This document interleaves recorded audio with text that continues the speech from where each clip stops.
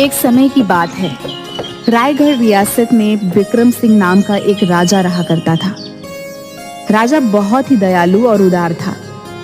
सभी राज्य के लोग राजा को बहुत सम्मान किया करते थे। लेकिन राजा का एक मंत्री था, इंद्रसेन, जो बहुत ही लालची और बेईमान था। बोलो मंत्री, हमारे राज्य में सब कुशल मंगल तो है? कई दिनों से हमारे खराब स्वास्थ्य के कारण हम अपने राज्य के लोगों की खबर ही नहीं ले पाए। जी महाराज, आप चिंता मत कीजिए, राज्य में सब कुशल मंगल है महाराज। बस वो कई दिनों से राज्य के गरीब लोगों को शाही खजाना नहीं गया है। महाराज, अगर आप अनुमति दें तो आज थोड़ा शाही खजाना बांट दिया जाए महाराज। अरे हाँ हाँ, क्यों नहीं मंत्री। हमारे राज्य के गरीब लोगों के लिए हमारे शाही खजाने के द्वार हमेशा खुले हैं।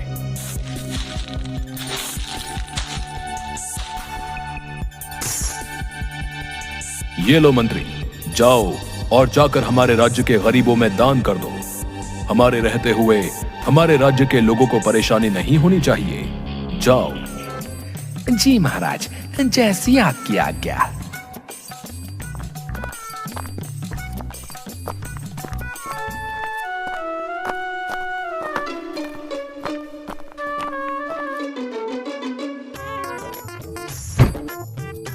अरे बाबा, कितना सारा शाही खजाना इकट्ठा हो गया है मेरे पास।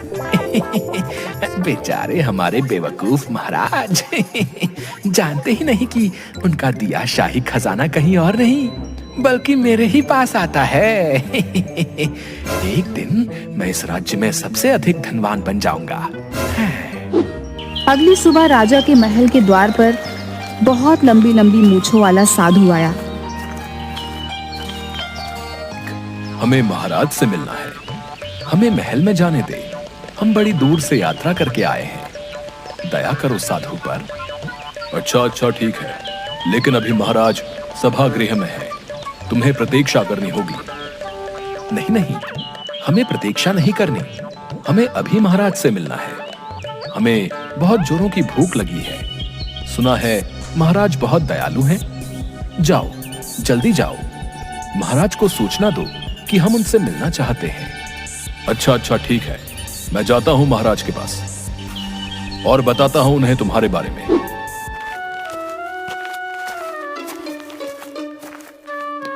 महाराज की जय हो। बाहर महल के द्वार पर कोई लंबी लंबी मूंछों वाला साधु आपसे भेंट करना चाहता है महाराज। बोल रहा है भूखा है, क्या किया जाए महाराज? अरे मूर्ख, कोई भूखा साधु हमारे द्वार पर है। जाओ और जल्दी उस साधु को लेकर आओ, जाओ।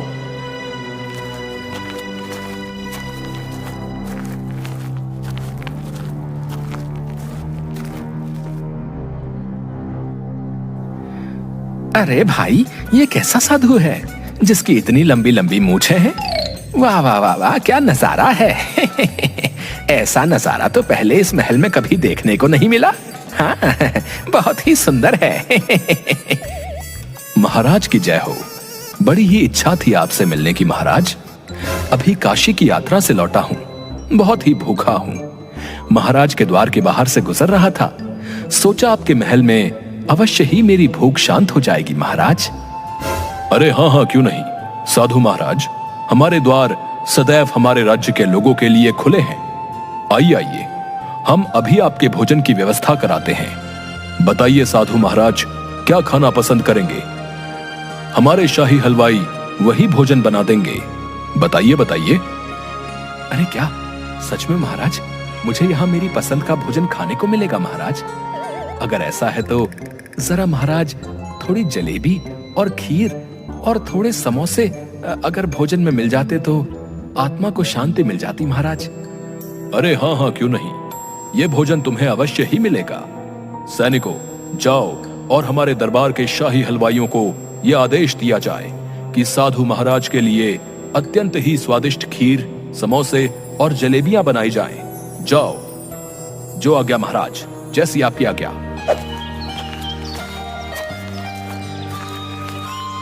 जिसके बाद शाही हलवाई को यह संदेश जाता है कि साधु महाराज के लिए भोजन बनाया जाना है।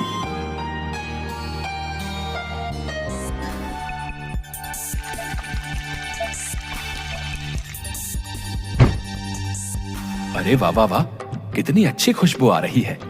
अरे वाह वाह, बहुत ही मजेदार। आहा हा हा, आज तो खूब पेट भर कर खाऊंगा। हाँ, लीजिए साधु महाराज, आपका भोजन आ गया है, शुरू कीजिए। राजा के ऐसा बोलते ही साधु अपनी बड़ी बड़ी मूंछों पर ताव देते हुए खाने लगता है और देखते ही देखते कुछ देर में सारा भोजन खा जाता है। महाराज, थोड़ी भूख शांत नहीं हुई। अभी अगर थोड़ा और भोजन मिल जाता तो अच्छा होता महाराज। हाँ हाँ, क्यों नहीं साधु महाराज, साधु महाराज के लिए और भोजन लाया जाए। अरे न जाने कितने वर्षों से ये लंबी मूंछ वाला साधु भूखा है।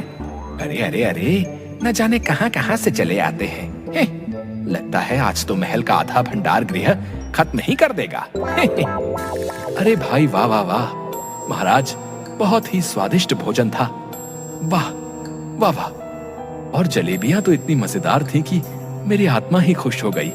वाह वाह वाह, बहुत ही उत्तम। तभी अचानक से राजा दरबार में बेहोश होकर अपने तख्त से जमीन पर गिर पड़ते हैं। अरे अरे, न जाने महाराज को ये क्या हो गया है भाई।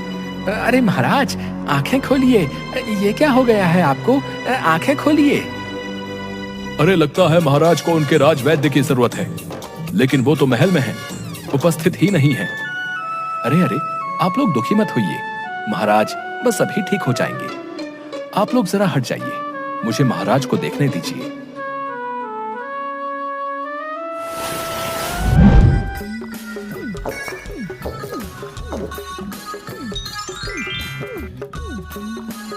अरे महाराज, आप ठीक हैं? हम तो आपकी ये दशा देखकर बहुत ही विचलित हो गए थे महाराज। जी महाराज, आप ठीक हो गए महाराज, लेकिन ये साधु बाबा की ही वजह से हो पाया। इनकी दी इस दवा से ही आप ठीक हुए महाराज। आपका बहुत बहुत धन्यवाद साधु महाराज। न जाने हमें क्या हो चला है, हमारी खुद कुछ समझ में नहीं आ रहा। लगता है हमें कोई गंभीर बीमारी हो गई है, जिसकी वजह से हमें बहुत कमजोरी महसूस होती है। और इस समय हमारे राजवैद्य भी महल में उपस्थित नहीं है, जो हमें बता सकें कि हमें क्या हुआ है। लेकिन आपकी वजह से हम अपनी मूर्छित अवस्था से बाहर आ सके। हम आपसे बहुत प्रसन्न हुए। आज से आप इसी महल में रहेंगे। आपका बहुत बहुत धन्यवाद महाराज। लेकिन क्षमा महाराज, मैं तो एक साधु हूं जो जगह जगह भिक्षा मांगकर अपना गुजर बसर करता है। लेकिन मैं यहां महल में कैसे? देखो, ये हमारा आदेश है। आज से आप हमारे महल के राजगुरु बनकर इस महल में रहेंगे। अच्छा ठीक है महाराज, जैसी आपकी आज्ञा। अरे अरे, ये क्या किया महाराज ने? इस लंबी लंबी मूंछ वाले साधु को यहाँ इस महल में राजगुरु बना दिया। नहीं नहीं नहीं नहीं, ये कोई मामूली सा साधु नहीं लगता है, जरूर कोई पाखंडी है। नहीं नहीं, इसे तो मैं यहाँ से भगा के ही रहूंगा। हाँ। अगली सुबह राजा का दरबार लगा होता है और राज्य के कुछ गरीब लोग रोते हुए राजा के दरबार में आते हैं।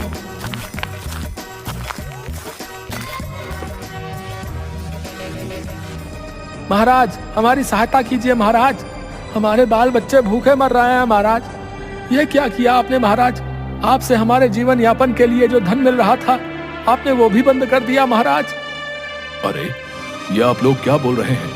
हमने कोई धन बंद नहीं किया है, बल्कि कल ही तो हमने आप लोगों के लिए अपने शाही खजाने का कुछ हिस्सा भेजा है। लेकिन महाराज, हम सच बोल रहे हैं, कुछ भी धन नहीं मिला है, जिसकी वजह से हमारे पास न तो कुछ है और न हमारे घरों में एक भी अनाज का दाना है महाराज। हम बहुत दुखी हैं महाराज। मंत्री, ये हम क्या सुन रहे हैं? हमने कल जो तुम्हें धन दिया था, क्या हुआ उसका? बताओ हमें, क्या हुआ? क्या तुमने हमारे साथ विश्वासघात किया है? हम इसकी सजा तुम्हें अवश्य ही देंगे।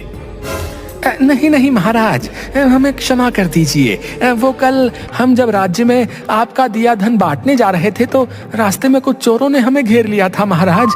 वो सारा धन लेकर भाग गए। हमारी कोई गलती नहीं है महाराज। मुझे लगा आप मुझ पर बहुत क्रोधित होंगे तो आपको नहीं बताया महाराज। हमें क्षमा कर दीजिए। मंत्री, तुम ये क्या बोल रहे हो? हमारे मंत्री होकर चोरों से डर गए और वो चोर सारा धन लेकर भाग गए? क्या इसलिए हमने तुम्हें अपना मंत्री चुना है बताओ हमें। नहीं नहीं महाराज, हमें क्षमा कर दीजिए, वो चोर बहुत ही ताकतवर थे महाराज, हमसे भूल हो गई महाराज, हम डर गए थे, हमें क्षमा कर दीजिए महाराज, आप तो बहुत ही दयालु हैं महाराज, दया कीजिए। अच्छा ठीक है मंत्री, ये तुम्हारी पहली भूल थी, इसलिए हमने तुम्हें माफ किया, लेकिन ध्यान रहे आगे से कुछ भी ऐसा ना हो, वरना हम तुम्हें अवश्य ही दंड देंगे। लेकिन इसके लिए भी तुम्हें अवश्य ही दंड दिया जाएगा। तुम्हें 2 रोज तक भोजन नहीं दिया जाए, ये हमारा आदेश है। हम आप सभी लोगों से क्षमा मांगते हैं। हमारे मंत्री की भूल की वजह से आप लोगों को परेशानी उठानी पड़ी, लेकिन अभी आप लोग दुखी मत होइए, रुकिए आप लोग। राजा उस धन को उन सभी लोगों को अपने हाथ से बांट देता है, जिससे सभी लोग बहुत खुश हो जाते हैं। आपका बहुत बहुत धन्यवाद महाराज, हमें पता था महाराज आप हमें अपने द्वार से खाली हाथ नहीं जाने देंगे। आप जैसा राजा हो तो हम गरीब भूखे नहीं रह सकते हैं महाराज। हाँ महाराज, आप जैसा दयालु और उदार राजा और कोई नहीं, आप महान हो महाराज, महान हो आप। अच्छा अब हम चलते हैं। न जाने ये मंत्री हमें कुछ ठीक प्रतीत नहीं होता, जरूर दाल में कुछ तो काला है। लगाऊंगा, पता लगाऊंगा इस मंत्री का। आधी रात को साधु खर्राटे लेकर अपने कक्ष में सो रहा होता है। तब अचानक से कोई व्यक्ति, जिसकी सिर्फ काली परछाई दिख रही होती है, महल की रसोई की तरफ जा रहा है और उससे जल्दबाजी में रसोई में कुछ बर्तन गिर जाते हैं। अरे अरे, ये कौन है? किसकी आवाज है? लगता है बाहर जाकर देखना होगा कौन है। अरे अरे, वाह वाह, बहुत ही जोरों की भूख लगी थी, सहनी नहीं हो रही थी, खा लेता हूँ, इससे पहले कोई मुझे देख ले, खा लेता हूँ। अच्छा, तो ये मंत्री है, महाराज के आदेश का उल्लंघन कर रहा है। इस चतुर मंत्री को तो सबक सिखाना ही होगा। तभी साधु महाराज अन्य लोगों के साथ महल की रसोई में आ जाता है, जहाँ पर मंत्री चोरी छुपकर भोजन कर रहा होता है। बहुत ही स्वादिष्ट, मजेदार मजेदार, बहुत ही मजेदार भोजन है। मुझसे तो कुछ समय भी भूखा नहीं रहा जाता है। मंत्री, तुम्हारी ये हिम्मत, चोरी छुपे भोजन कर रहे हो। अगर साधु महाराज तुम्हें यहाँ चोरी छुपे भोजन करते ना देखते तो हमें तो कभी पता ही नहीं चल पाता कि तुम यहाँ हमारे आदेश का उल्लंघन कर रहे थे। अच्छा, तो ये सब इस साधु बाबा का किया धरा है, इसे तो मैं अच्छा सबक सिखाऊंगा। लेकिन अभी महाराज से कैसे बचूं? कुछ सोच, नहीं तो महाराज से बचना असंभव है। अरे महाराज, क्षमा कर दीजिए, गलती हो गई। महाराज, बहुत ही जोरों की भूख लगी थी महाराज, आप तो बहुत ही दयालु और उदार है महाराज, आप जैसा राजा तो यहाँ दूर दूर के राज्य में कोई नहीं, दया कीजिए महाराज। अच्छा ठीक है, ये आखिरी बार है, हम तुम्हें क्षमा करते हैं, लेकिन हमारे आदेश का उल्लंघन करने की तुम्हें जरूर सजा मिलेगी। आज से कुछ समय के लिए तुम्हें मंत्री पद से हटाया जाता है, ये हमारा आदेश है। अरे अरे महाराज, ये आप क्या बोल रहे हैं? क्षमा कर दीजिए महाराज। इस साधु को तो मजा चखाना ही होगा। हाँ, आज इसकी वजह से ही ये सब हुआ। देखता हूँ और कितने दिन इस महल में रहता है, कल सुबह ही उल्टे पांव ही भागता नजर आएगा। हाँ। आधी रात को चुपके से मंत्री साधु के कक्ष में आता है और उसके हाथ में एक बड़ी सी कैंची होती है। साधु बड़े मजे से खर्राटे लेकर सो रहा होता है। अब आएगा मजा, अब देखता हूँ ये साधु कैसे नहीं भागता यहाँ से। अगली सुबह साधु जब दरबार में पहुँचता है तो उसे देखकर सभी लोग हंसने लगते हैं। अरे अरे साधु महाराज, ये क्या हुआ आपको? क्या ये कोई नई कला है या कोई नई तपस्या? अरे साधु महाराज, ये क्या, आपकी मूंछों को ये क्या हुआ है? बताओ हमें। हमें नहीं पता महाराज, लगता है इस महल में ही किसी ने हमारे साथ उपहास किया है महाराज, पता नहीं किसने किया है। क्या कहा? उपहास? आखिर हमारे महल में किसकी इतनी हिम्मत जो आपके साथ उपहास करे? सैनिकों, जाओ जाकर पता लगाओ, आखिर साधु महाराज की मूंछ के साथ ये उपहास किसने किया। हम उसे अवश्य ही दंड देंगे। जाओ। जी महाराज, जैसी आपकी आज्ञा। जाओ जाओ मूर्ख सैनिकों, पता लगाओ ये किसने किया। महाराज तो उसे तभी दंड दे पाएंगे ना जब पता लगेगा कि ये किसने किया। जानते नहीं मैं कौन हूँ, कभी मुझे नहीं पकड़ पाओगे। हाँ। शाम को राजमहल के रसोई घर से हलवाई खीर बना रहा होता है, जिसकी खुशबू पूरे महल में आ रही होती है। वाह वाह वाह, बहुत ही स्वादिष्ट खीर बनी है, खुशबू तो बड़ी ही अच्छी आ रही है। वाह वाह वाह, अब महाराज खुश हो जाएंगे। आज के दिन महाराज खीर ही खाया करते हैं। हाँ, वाह वाह वाह वाह। अरे लेकिन लगता है इसमें थोड़े केसर की कमी है। हाँ हाँ, लाता हूँ भंडार गृह से केसर लेकर आता हूँ। हाँ। और खीर का पतीला वहीं रखकर हलवाई वहां से चला जाता है। और तभी वहां पर छुपकर एक आदमी आता है जो काला कंबल ओढ़े होता है, लेकिन जिसका चेहरा नहीं दिख रहा होता है। अरे बड़ी ही अच्छी खीर की खुशबू आ रही है। अरे बाबा, बड़ी ही मजेदार। आहा, चलकर देखो तो सही। तभी साधु महाराज उस काले कंबल ओढ़े आदमी को देखता है जो खीर में कुछ मिला रहा होता है। उसे देखते ही साधु महाराज के होश उड़ जाते हैं। अरे ये क्या, ये तो वही है। अच्छा तो ये बात है, इसकी वजह से ही महाराज को वो बीमारी हो रही है। अब मुझे सब समझ आ गया। हाँ, सब समझ आ गया। इस दुष्ट की सच्चाई महाराज के सामने लानी ही होगी। हाँ।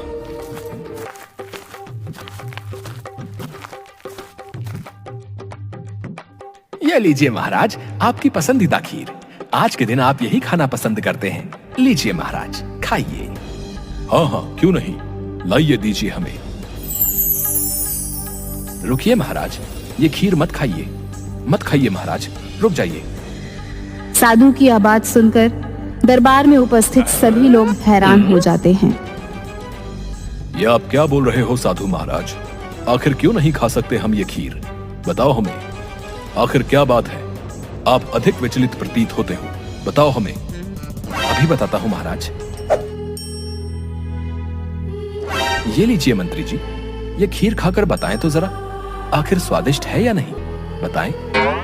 अरे अरे साधु महाराज, ये आप क्या बोल रहे हैं? ये खीर तो महाराज के लिए है, आखिर मैं ये कैसे खा सकता हूँ? नहीं नहीं, माफ कीजिए, ये खीर मैं नहीं खा सकता हूँ। अरे कोई नहीं मंत्री, अगर साधु महाराज चाहते हैं तो क्यों नहीं खीर खा लेते हो? खाओ खाओ, हमें कोई आपत्ति नहीं है। जी महाराज, बहुत धन्यवाद। मैं चाहता हूँ एक बार मंत्री जी ये खीर अवश्य खाएं। खाइए मंत्री जी, ये खीर खाइए। नहीं नहीं साधु महाराज, मैं ये खीर नहीं खा सकता हूँ। वो क्या है ना, आज थोड़ा पेट में दर्द है, गड़बड़ है, माफ कीजिए, मैं ये खीर नहीं खा सकता हूँ। अच्छा अच्छा ठीक है, पूरी खीर समाप्त मत कीजिएगा, सिर्फ एक निवाला खा लीजिए मंत्री जी। खाओ खाओ, एक निवाला खाओ। देखो मंत्री, अगर साधु महाराज इतना बोल रहे हैं तो एक निवाला खीर क्यों नहीं खा लेते हो? ये हमारा आदेश है, तुम्हें एक निवाला खीर का खाना ही होगा। मुझे माफ कर दीजिए महाराज, मुझसे बहुत बड़ी भूल हो गई महाराज, क्षमा कर दीजिए। मैं अपने लालच में अंधा हो गया था महाराज, क्षमा कर दीजिए, ये सब मैंने ही किया। ये खीर मैं नहीं खा सकता हूँ महाराज। अरे आखिर तुम कहना क्या चाहते हो मंत्री? कैसी क्षमा मांग रहे हो हमसे, और क्यों नहीं खा सकते हो ये खीर, बताओ हमें। मैं बताता हूँ महाराज।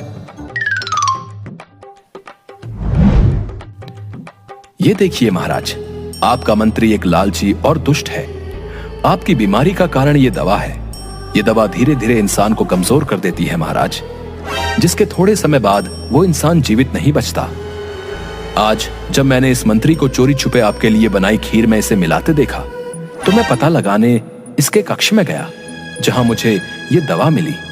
जिसके बाद मुझे ये ज्ञात हुआ कि आपकी बीमारी का कारण ये दवा है जो ये दुष्ट मंत्री आपको देता है। मंत्री, तुम्हारा ये दुस्साहस, तुम ही वो दुष्ट थे जो हमारे ही महल में रहकर हमारे साथ छल कर रहे थे। तुम हमें मारना चाहते थे। सैनिकों, मंत्री को बंदी बना लिया जाए। नहीं नहीं महाराज, मुझे क्षमा कर दीजिए। साधु ने जो भी कहा वो सच है महाराज। मैं अपने लालच में अंधा हो गया था महाराज। मुझे सबसे धनी, सबसे ताकतवर बनना था महाराज, और ये तभी संभव हो सकता था जब मैं इस राज्य का राजा बन जाऊं। लेकिन ये आपके जीवित रहते संभव नहीं था महाराज। इसलिए आपको अपने मार्ग से हटाने के लिए मैंने आपको यही दवा देनी शुरू कर दी महाराज, जिससे आपके स्वास्थ्य को हानि पहुंचना भी शुरू हो गया था।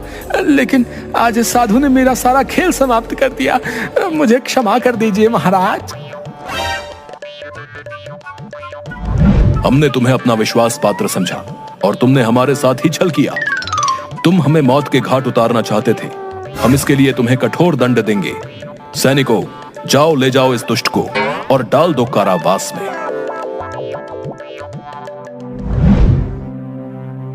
आपका बहुत बहुत धन्यवाद साधु महाराज। आज अगर आप ना होते तो हमें कभी भी इस दुष्ट मंत्री की सच्चाई पता नहीं चल पाती और धीरे धीरे उसकी दी दवा से हमारी मृत्यु हो जाती।